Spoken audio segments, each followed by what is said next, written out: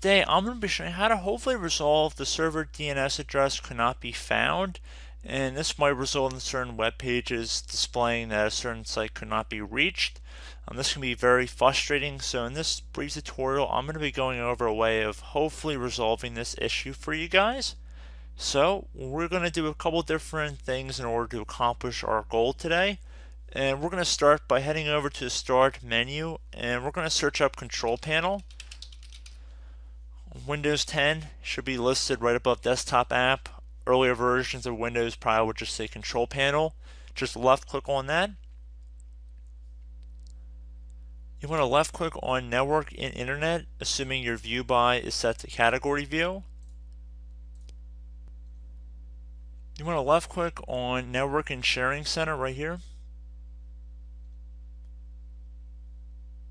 Whatever connection is listed underneath access type, left click on it. So underneath properties at the bottom left, you want to left click on that. Left click on Internet Protocol version 4 TCP/IPv4, and then left click on properties here. Near the bottom it should say use the following DNS server address. Left click on this button right here. So we're going to type in 8.8.8.8, and I'm using my mouse to click in each one of these entries areas. And then the bottom one's going to be 8844. If anybody was curious, this DNS server address is a Google owned DNS server. So at this point you would just left click on OK. Make sure you type that right. It's going to be a big issue if you don't. So 8.8.8.8 should be your preferred DNS server, and 8.8.4.4 should be your alternate DNS server. So once you're done doing that, hopefully it should solve your error. However, there's one further step we can do here. Then that would be to head over to Command Prompt. So we're going to right click on the Start button and then left click on Command Prompt Admin. Might get a user account control window. Select Yes. Now what we want to do is type ipconfig /flush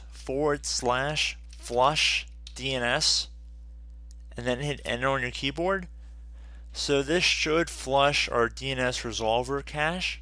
And then we want to type ipconfig /renew and then hit enter on your keyboard again.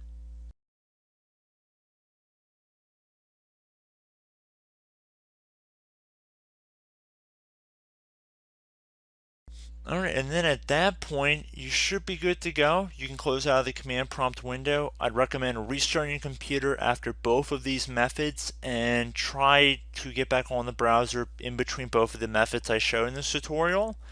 And then if the first method doesn't work, move on to the second one.